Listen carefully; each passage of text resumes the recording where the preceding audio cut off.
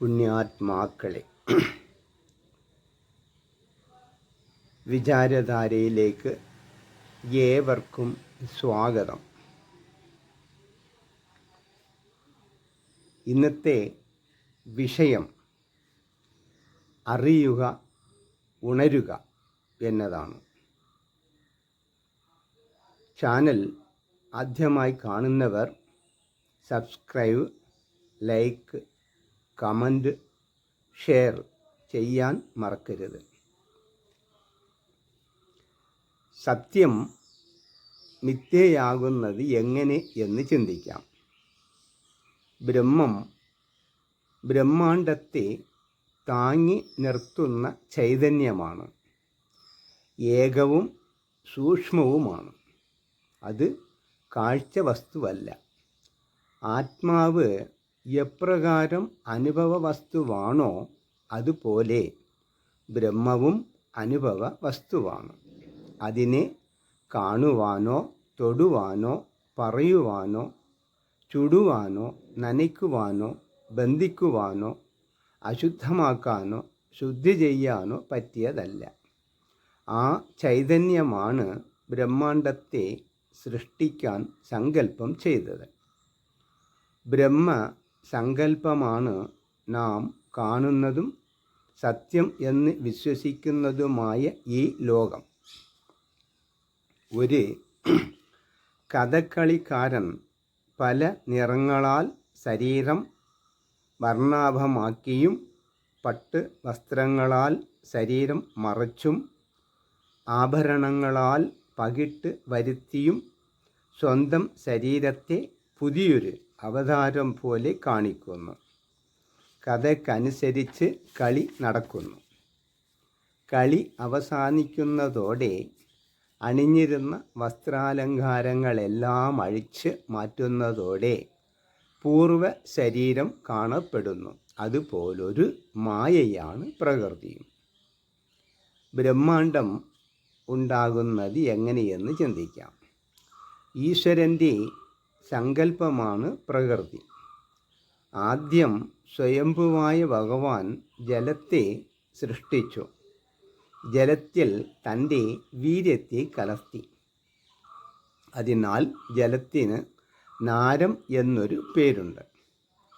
ജലം സ്വർണ്ണ നിറമാവുകയും വലിയൊരു അണ്ഡമാവുകയും ചെയ്തു. അണ്ഡം രണ്ടായി പിളർന്നു. അതിൻ്റെ ഉള്ളിൽ നിന്നും ബ്രഹ്മാവ് സ്വയം ഉണ്ടായി. അണ്ഡത്തിൻ്റെ മേൽഭാഗം സ്വർഗവും അടിഭാഗം ഭൂമിയുമായി. അതിൻ്റെ മധ്യത്തിൽ ആകാശം ഉണ്ടായി.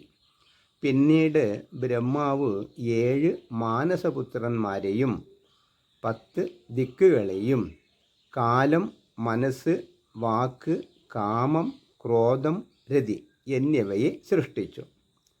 രോഷത്തിൽ നിന്നും രുദ്രനുണ്ടായി. പിന്നീട് മാനസപുത്രന്മാരായ 7 മുനികളും അനവധി സൃഷ്ടികളും നടത്തുകയുണ്ടായി. അന്നൊക്കെ സങ്കല്പം കൊണ്ടാണ് സൃഷ്ടികൾ നടന്നിരുന്നത്.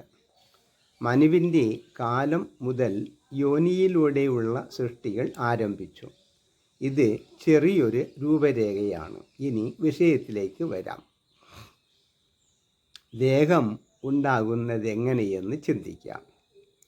ആദ്യ കാലങ്ങളിൽ വീട് ഉണ്ടാക്കുന്നത് മണ്ണ് കൊത്തി പൊടിയാക്കി അരിച്ച് നനച്ച് ഇളക്കി ചവിട്ടി കുളിർമാവ്, പൂളമരം, ഇതിൽ ഏതിൻ്റെ എങ്കിലും ഒന്നിൻ്റെ ഇലയും തോലും ഇടിച്ച് പിഴിഞ്ഞ് അതിൻ്റെ കൊഴുപ്പുള്ള നീരെടുത്ത് മണ്ണിൽ ചേർത്ത് ഇളക്കി മറിച്ച് ഭാഗമാക്കി കുന്നുകൂട്ടി 3 ആഴ്ച വെയിൽ കൊള്ളാതെ വെക്കും.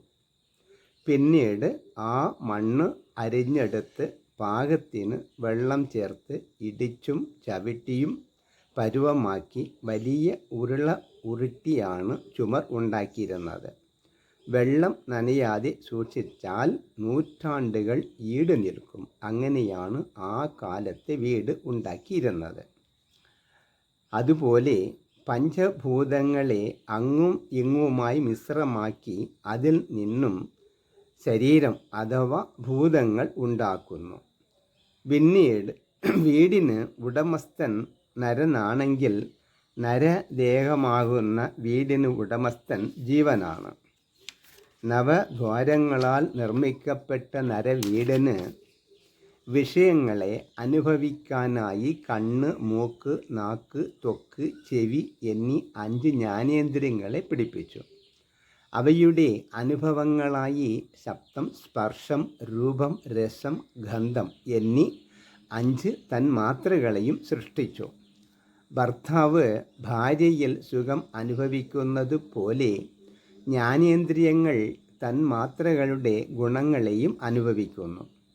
ആകാശത്തിൻ്റെ ഗുണം ശബ്ദം ചെവിയും, വായുവിൻ്റെ ഗുണം സ്പർശം ത്വക്കും, അഗ്നിയുടെ ഗുണം രൂപം കണ്ണും, ജലത്തിൻ്റെ ഗുണം രസം നാക്കും, മണ്ണിൻ്റെ ഗുണം മണം മൂക്കും അനുഭവിക്കുന്നു. ജീവന്മാർ നരശരീരം എടുക്കുന്നത് പ്രേരിതമാണല്ലോ. കർമ്മത്തിലാണ് പ്രപഞ്ചം നിലനിൽക്കുന്നത്. അതിന് ആവശ്യമായ പാണി, പാദം, ഗുദം, ലിംഗം, വാക്ക് എന്നീ 5 കർമ്മേന്ദ്രിയങ്ങളുമുണ്ട്. പാദം ഗമനം, പാണി കൊടുക്കൽ വാങ്ങൽ, ഗുദം വിസർജനം, ലിംഗം ആനന്ദം, വാക്ക് കാര്യ കാരണങ്ങളെ ബോധിപ്പിക്കുന്നു. ഇങ്ങനെയാണ് ഇവയുടെ കർമ്മങ്ങൾ. വീട്ടിൽ fan, bulb, washing machine, grinder, ഇസ്ത്രിപ്പെട്ടി പോലുള്ള സാമഗ്രികളെ പ്രവർത്തിപ്പിക്കുന്നത് വൈദ്യുതിയാണ്. അതുപോലെ നരവീട്ടിലും വ്യത്യസ്തമായ സാമഗ്രികൾ ഉണ്ട്. അവയെല്ലാം പ്രവർത്തിപ്പിക്കുന്നത് പ്രാണവായു എന്ന ഊർജമാണ്. പ്രാണൻ കർമ്മങ്ങളെ ചെയ്യുന്നതിനായി 5 തീർന്നു. പ്രാണൻ, അപാനൻ, വ്യാനൻ, സമാനൻ, ഉദാനൻ അങ്ങനെ 5 ഉപപ്രാണന്മാരുമുണ്ട്. അവ നാഗൻ, കൂർമൻ, ദേവദത്തൻ, ധനഞ്ജയൻ, കൃകാലൻ എന്നിവരും. ചിന്തിക്കുക, ഓർക്കുക, തീരുമാനിക്കുക, വ്യക്തിത്വം സ്ഥാപിക്കുക എന്നിവയ്ക്കായി ചിത്തം, മനസ്സ്, ബുദ്ധി, അഹങ്കാരം എന്നീ 4 അന്ധഃകരണവുമുണ്ട്. ഒരു വ്യക്തിയെ ബന്ധത്തിൻ്റെ പേരിൽ അളിയൻ, അമ്മാവൻ, സഹോദരൻ, മുത്തച്ഛൻ എന്നൊക്കെ വിളിപേരുകൾ ഉണ്ടെങ്കിലും വ്യക്തി മാറാത്തതുപോലെ പ്രാണനെ ബന്ധപ്പെട്ട് നിൽക്കുന്ന പ്രവർത്തനങ്ങൾ തന്നെയാണ് അന്ധഃകരണങ്ങളും. ഒരു വീട് ഉണ്ടാക്കുവാനായി കല്ല്, മണ്ണ്, മണൽ, വെള്ളം, മരം, കമ്പി, ഓട് പോലുള്ള പല സാധനങ്ങളും ആവശ്യമാണ്. അതുപോലെ മനുഷ്യ ശരീരമാകുന്ന വീട് നിർമ്മിക്കാനും ആകാശം, വായു, അഗ്നി, ജലം, മണ്ണ് എന്നീ 5 ഭൂതങ്ങൾ ആവശ്യമാണ്. ജല്ലി, മണൽ, സിമന്റ് ഇവയെ പാകത്തിന് വെള്ളം ചേർത്ത് ഇളക്കി പാകമാക്കിയ മിശ്രത്തെ തട്ടിൻ്റെ മുകളിൽ കെട്ടി സെറ്റാക്കി വച്ചിരിക്കുന്ന കമ്പിയുടെ ഇടയിലിട്ട് മൂടിയാൽ മണിക്കൂറുകൾക്കുള്ളിൽ അവ ഉറയ്ക്കുന്നതോടെ വീടായിത്തീരുന്നു. അതുപോലെ രസം, രക്തം, മാംസം, മേധസ്, അസ്ഥി, മജ്ഞ, ശുക്ലം എന്നീ സപ്തധാതുക്കളാലാണ് നരവീടിൻ്റെ പൂർണ്ണതയും ഉണ്ടാവുന്നത്. കരിങ്കല്ലാണല്ലോ വീടിൻ്റെ അസ്ഥിവാരമായും താങ്ങായും ഇരിക്കുന്നത്. നരവീടിൻ്റെ താങ്ങായിരിക്കുന്നത് സുഷുമ്ന എന്ന പ്രധാന നാഡിയും ഇട പിങ്കളയാകുന്ന ഉപനാഡികളും. കെട്ട് കമ്പി കൊണ്ട് പ്രധാന കമ്പികളെ ബന്ധിച്ച് ബലപ്പെടുത്തുന്നത് പോലെ ഞരമ്പുകളാകുന്ന കെട്ട് കമ്പികളാൽ പ്രധാന നാഡികളോടു കൂടിയ ചുമരിനെ വരഞ്ഞ് കെട്ടി ബലപ്പെടുത്തിയിരിക്കുന്നു. ഗുദസ്ഥാനത്തിന് തൊട്ടു മുകളിൽ തമസ് ബാധിച്ച് കിടക്കുന്ന ജീവാംശമായ കുണ്ടലിനിയെ സഹസ്രാരത്തിൽ ഇരിക്കുന്ന ശിവാത്മകനായ ഗുരുവിങ്കൽ എത്തിക്കുവാൻ 6 കടവുകൾ അഥവാ പടികൾ കടക്കാനുണ്ട്. ഗുദം, ലിംഗം, നാഭി, ഹൃദയം, ഖണ്ഡം, ഭൂമധ്യം ഇവയാണ് പടികൾ. തിരുവനന്തപുരത്തു നിന്നും കാസർഗോഡിലേക്ക് പോകുന്ന ബസ് വഴിമധ്യേയുള്ള ബസ് സ്റ്റേഷനുകളിൽ കയറി വിശ്രമിച്ച് പോകും പോലെ കുണ്ടലിനിയാകുന്ന ജീവന് നേരിട്ട് യാത്ര ചെയ്യാൻ സാധ്യമല്ല. വഴികളിൽ ഇരുന്ന് വിശ്രമിച്ച് വേണം യാത്ര ചെയ്യാൻ. മൂലാധാരം, സ്വാധിഷ്ഠാനം, മണിപൂരകം, അനാഗതം, വിശുദ്ധി, ആജ്ഞാചക്രങ്ങളാകുന്ന ഷഡാധാരങ്ങളാണ് വിശ്രമ കേന്ദ്രങ്ങൾ. നരശരീരം പ്രകൃതിയുടെ അംശമായതിനാൽ സുഖ ദുഃഖ മിശ്രിതമാണ്. അതിൻ്റെ യജമാനന്മാരായി വാതം, പിത്തം, കഫം എന്നീ ത്രിദോഷങ്ങളും കൂടെ ഉണ്ട്. നരവീട്ടിൽ താമസിക്കുന്ന ജീവനെ ഭരിക്കുന്നത് സത്വം, രജസ്, തമസ് എന്നീ ഗുണങ്ങളാണ്.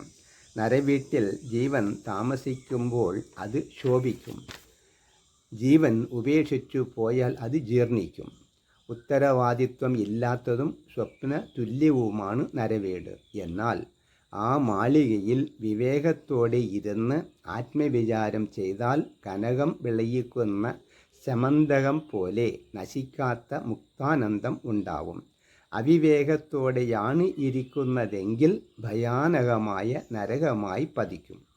ഓരോ ശരീരത്തിൻ്റെ ഉള്ളിലും അണുരൂപത്തിൽ ഇരിക്കുന്ന ജീവൻ വ്യത്യസ്ത യോനികളിലായി ശരീരങ്ങൾ എടുക്കുകയും പ്രാരബ്ധ ഫലങ്ങളെ അനുഭവിക്കുകയും അനുഭവകാലം തീരുമ്പോൾ പഴയ വസ്ത്രം മാറ്റി പുതിയ വസ്ത്രം അണിയും പോലെ ഓരോ യോനികളിലായി ജനിച്ചും മരിച്ചും പുനരവി ജനനം, പുനരവി മരണം. കഥകളിക്കാരൻ്റെ ആട്ടം പോലെ പ്രാരബ്ധം അനുസരിച്ച് കളിക്കുന്നു.